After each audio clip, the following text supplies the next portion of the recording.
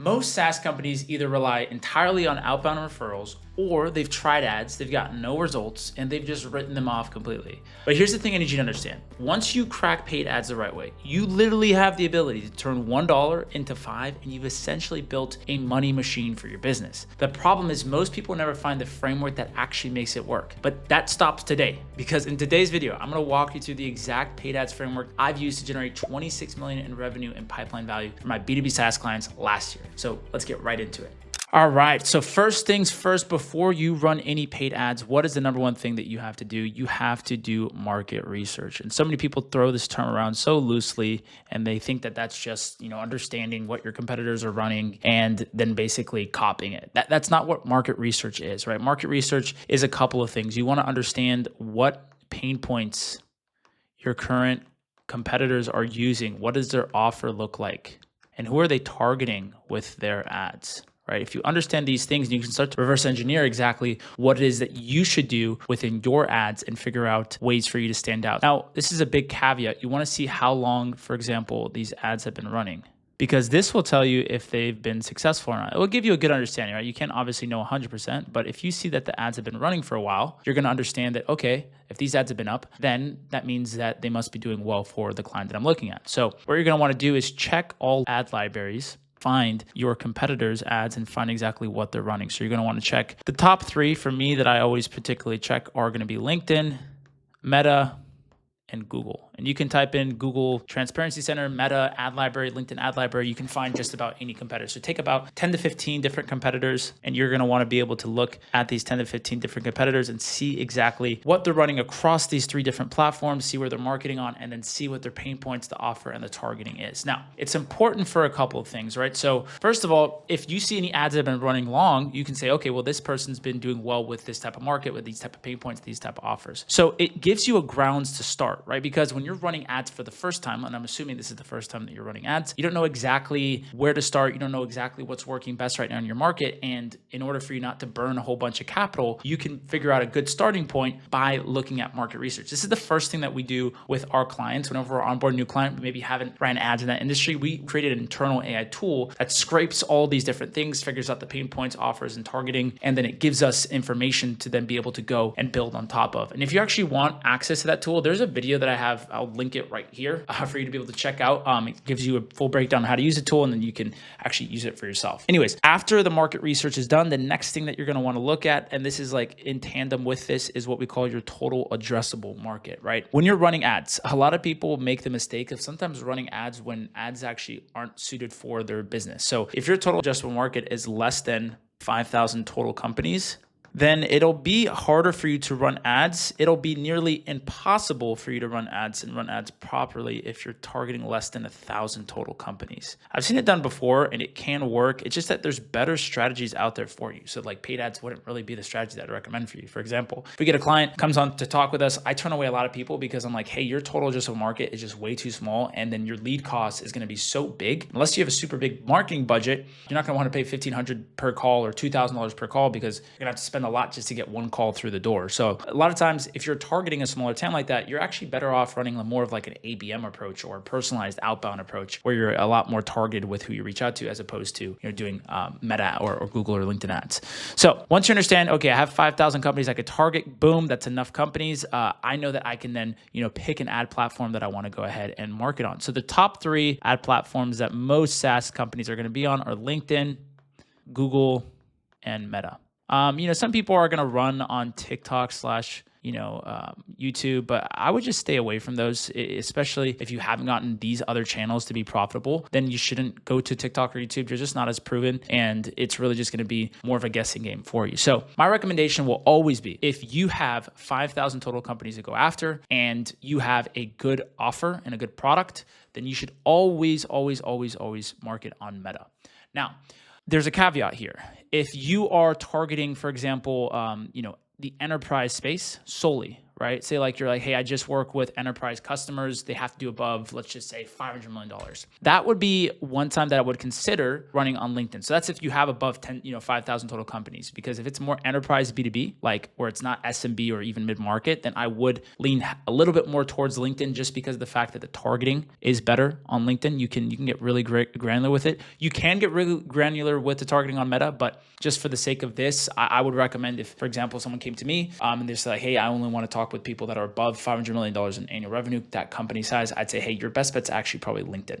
Now, I would challenge a lot of you and understand like why you're only going after those people because you probably could sell to a lower market unless your deal sizes are astronomically big. Then I understand going after enterprise. But a lot of times I talk to people and they're like, yeah, we want to work with people that are only doing $500 million above. I'm like, okay, well, how much are you guys charging? They're like $3,000 a month. I'm like, dude, if you're charging $3,000 a month, you can target the SMB market and you open up so much more total addressable market because, which we'll get into in a second, if you have a big market, if you have a good offer, ads are going to rip way easier for you. So that's one thing. And then when it comes to Google, I just feel like Google is really hard to scale, and there's just only so many people that are actually looking for your search terms every single month. And once you start trying to scale the search terms to broader keyword terms, you're just going to get a lot of lower intent traffic. The thing is about Google, if you are running it, you can obviously run it at a low budget and get super high intent keywords to come through, just so you're getting really high intent people. I typically wouldn't really start with Google though. It's not a platform that you can scale once you do get it right. So for example, with Meta and even LinkedIn,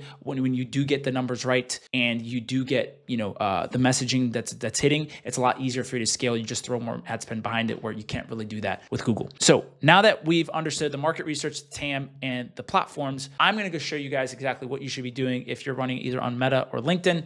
Preferably, we'll talk about Meta as a channel, just because that's going to be really where I feel like you guys get the best ROI. It's where we've seen our clients get the best ROI from their dollar. So let's go ahead and talk about what the next step actually looks like after you've picked the platform. So after you pick the platform, you need to build out your ad campaign. And your ad campaigns are going to consist of a couple of different core components that are going to give you the best shot at success. So the first thing that we're going to start with is your cold traffic offer, because this is going to give you one of the highest probabilities of success if you get this cold traffic offer right. So the 4 key components of a cold traffic offer are a risk reversal, so making it super low risk, also outcome focused, also having a quantifiable metric increase, right? Like if it's quantifiable in terms of how much you can help them, it's also going to be more powerful. And if you have a time frame that you can attach this to. So, hey, we can help you improve your financial reporting by 10x in the next 30 days, or you don't pay, right? So some form of example of that, that's going to have all the key 4 components. Now, you can have a cold traffic offer without having these 4 key components. It's just not going to always perform as well as it would if it had all these different 4 components. Because you might be saying, well, I've seen ads work without these things. Yeah, they can work without these things. But if you're talking about what's going to give you the highest probability of success, what's going to make you the most money, if you have all 4 of these things, this is when we see things actually crush. So, hey, real quick, if you're watching this and you just want someone to build and manage the entire system for you, that's exactly what we do. So there's a link below. We guarantee to get your ads profitable within 90 days, or we literally give you a full refund. If that sounds interesting, then book a call with me. Anyways, let's get back to the video. Next thing, after you've built out the cold traffic offer, is you want to obviously create your ads. Now, you always want to test both static, which are basically image ads, plus video ads. And now this is where the market research comes really in handy that you've done previously. Okay, well, what were the pain points that were talked about the most out of all of your competitors, right? So this is where you call out the specific pain point. Like if I was a SaaS that helped financial departments speed up their reporting, I could call it, hey, is your team currently drowning in Excel and spending all of their day and weekends manually, finishing their reporting forecasts, right? So that's a pain point. If you see that's used across other competitors, you can use it as a pain point. Now you can create an offer in the ad that's basically a way that you can help them with that pain point. Now, the beautiful thing, if you've done the market research right, you can see all of your competitors. You can see exactly what competitor 1 has, what competitor 2 has, what competitor 3 has. And really, if you want to even get advanced in this, and it's a little cheeky, is you funnel hack each of these competitors. So you can see their backend sequence, you can see their full funnels, you can see their strategies. And then what you're going to want to do is find a way to position yourself differently from these competitors, right? So these guys are all in this bucket over here, right? How can I take this bucket, still have the same core outcome, right? And the pain points are there, but how can I position myself over here? right? Maybe with a unique mechanism, right? And being a little bit different. And so that's one key component I actually didn't mention here, is also seeing how you can be unique with the way that you position yourself. So that's what it really helps when you have all the competitors. You can look at everything and be like, okay, they're all doing this, and this. Let me do this instead. Let me go this way. And so that's going to be important when you're creating both image and video ads. And then obviously having case studies in your ads are going to be super important. Leveraging proof that can back up the offer, that can back up the claim that you just made. That's only going to help you get more people through your funnel, help you get more conversions, and really lower your cost per call. And then as well, you need to have a strong CTA, right? So all of these components here are going to be super important in creating both image and video ads. The biggest thing about the difference between the two is that obviously you can't say as many words within a static that you can a video. So within a video ad, you can really expand upon the points, whereas a static, you have to keep things really concise and be direct and to the point. So also one thing to note as well is check out what your competitors are doing in terms of formats, see which of those ads have been running the longest, and then you can see exactly what formats are doing really well, because you can test a whole bunch of different formats. You could do selfie style format, you could do direct to camera, studio style version, you can do a green screen, you could do a B-roll ad. There's so many different types of formats that you can run. So it's really important that you see exactly what's performing best so that you can also create some formats that are similar to those as well. So after you've created the ads, then you're going to want to create the landing page. Now this is basically where everyone is going to go after they click on your ad and they go to the next step. Now, the biggest mistake that I see so many SaaS companies make, so many, don't be one of these. Please do not be one of these, is they send traffic to their direct website. Do not send traffic to your direct website. Your website is not optimized for conversions when it comes from paid traffic. You can get away with this in Google Ads, but you cannot get away with this on Meta, because Meta is very important, and even LinkedIn is very important to have a landing page that's designed for conversions. It's designed for only one thing, to actually book a call and to get people to do so. And so a lot of times people will send people to their website. And the issue with that is, on a website, there's so many different tabs. There's all these different tabs that a prospect can go to. And if a prospect sees something while they're on that landing page, they click away, all of a sudden they go away from doing the one thing that you want them to do, which is to book a call. So we want to eliminate all distractions. We just want to put the blinders on for them. And as soon as they hit that landing page, we want to say, hey, the sole purpose of this page is to give you enough information to book a call. So how do you do that on that landing page? Well, first of all, you have a headline that talks about and reinforces what the ad just talked about. So you have to reinforce the message from the ad to the landing page, because if you don't have the same core components of the message from this ad here to the landing page, they're going to be like, well, what did I just click on? Doesn't sound like the ad. It's going to call what's called messaging incongruency. So you want to make sure that the message from the ad to the landing page is consistent. Now, after you have the headline, which is going to be just a summation of that ad plus basically the offer, what they get, the direct outcome, you're going to want a subheadline, which just reinforces how you're going to be able to get that outcome and really talks to your credibility. Then we typically like to put a VSL product demo on the actual landing page to give them a chance to understand what the product looks like, be able to talk through them, what we can help them out with, and paint the picture and future pace exactly what it looks like after they use your product. Now, on top of that, we're going to have a process overview section. This just talks about how you're able to get them results, what that looks like. You're going to have a case study section as well, where it talks about all the case studies and the proof that you have. You're going to want to have a false solution section. This is basically all of the other solutions that they may have tried that doesn't get them the outcome. And then what's really great? If you have done the market research, right, you can start kind of listing out all of your competitors, what they do and why that's not the solution for them. And then you can have an FAQ section, which is basically giving them all the answers that they have to any questions that they may have. And then at the end, you also have a CTA button. You're going to have two CTA buttons, to book a call right here. So they can book a call right after the VSL. And you want to make sure that it's above the fold. What that means is that when somebody lands on this landing page, you want to make sure that everything is above the fold. So for example, if I hit a page, I want to be able to see a book a call button as soon as I hit the page. I don't want to have to scroll down. So that's going to really help with your conversions as well on the back end. So now that we've built out the landing page, we're almost there in terms of building out this full paid ads framework. Now, once they click the button, what happens? Well, they need to go to an application. So on that application, you're going to want to have your qualifying questions, as well as you want to collect their information like their name, their phone number, right? So that you can call them, their email, their company name, right? And then you're going to want to ask qualifying questions. You want to make sure you're talking to the right people. And this does two things, right?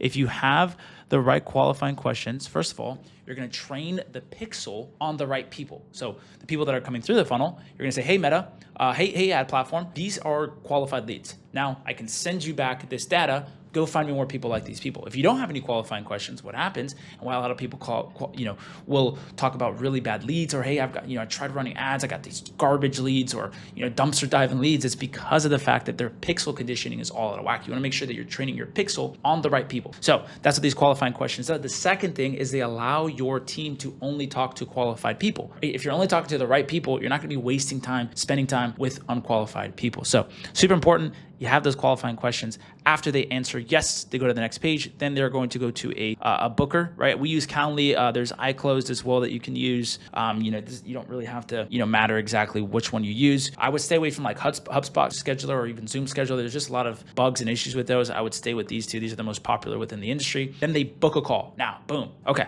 we've gotten them to that stage. Now, everything that happens after they book a call, super important in pre-selling them and making sure that they're coming to the call with as much buying information that they need to make a decision, and you're pre-warming them before the call. So how do you do that? So the first thing that you do is you have a confirmation page. Now, on this confirmation page, you want to have about 6 different videos. So you want to have their main video right here, which reinforces them. It tells them congratulations on booking their call. It's pre-selling their decision. It's reinforcing it, and it's also telling them to make sure that they confirm their invite in their calendar. Then after that, you're going to want to have 6 different FAQ videos. So think about common questions that you get asked on sales calls, and then create what are called breakout videos. And so what this allows people to do is it allows them to, first of all, do the research on you beforehand, and also gets all of their questions answered before the call. And the last video you want here is what's called an expectation video, is what it's like working with you and what it looks like on the inside. So you can show like client results, you can show what happened when you onboarded a client, what that looks like. These perform really well. And these just give your clients and prospects an opportunity to really do their due diligence on you and then feel way better about coming to that call because they have all their questions answered.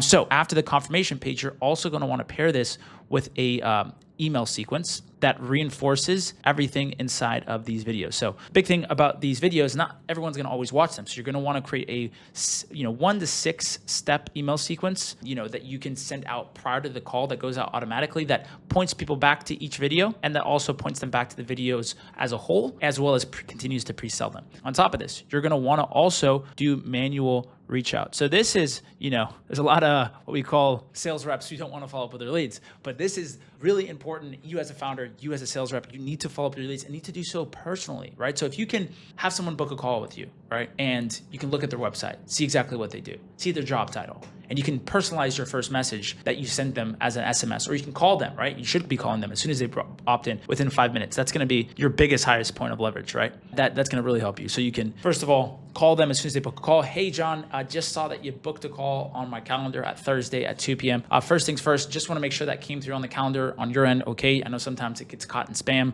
Were you able to get that? Okay, cool, man. And then what was it that stood out from, what you saw that obviously caused you to want to book a call with me, right? So you want to understand what their thought process are, what they're looking for help with. And then you can actually, before the call, you can say, great, that sounds awesome. I'm going to send you a personalized content resource or something that's specific to your situation so you get some value prior to our call. So you could do personalized manual follow-up. You know what that's going to do? It's going to, first of all, make you stand out. Second of all, it's going to get your show rates to be 80 to 90 to 100% if you're doing this correctly. So super important is following up with those leads, making sure you're manually reaching out to them. And then the last thing that you're going to want to do is you're going to want to have your sales process be a 2-step sales process, right? So discovery, where you understand what they need, what they're coming in with, and then a demo at the end. I'm not going to go too in depth within this because we're already kind of going over right now. So that is the full paid ads framework right there in a nutshell, ladies and gentlemen. So that's the complete paid ads framework. The market research, the TAM, the platform selection, Meta as your primary channel, cold traffic offer, landing pages, backend sequence, and a sales process that closes. If you get all of those together, you will build a real money machine for your SaaS business. And if you want our team to come and build this entire system done for you, there's a link below where you can book a call with me. We could talk more about it in detail. But if you did enjoy this video, make sure to drop a comment below. Which part of this framework are you currently missing within your paid ads process? I'd love to know. And make sure to subscribe, and I'll see you guys on the next one. Take it easy. Ciao.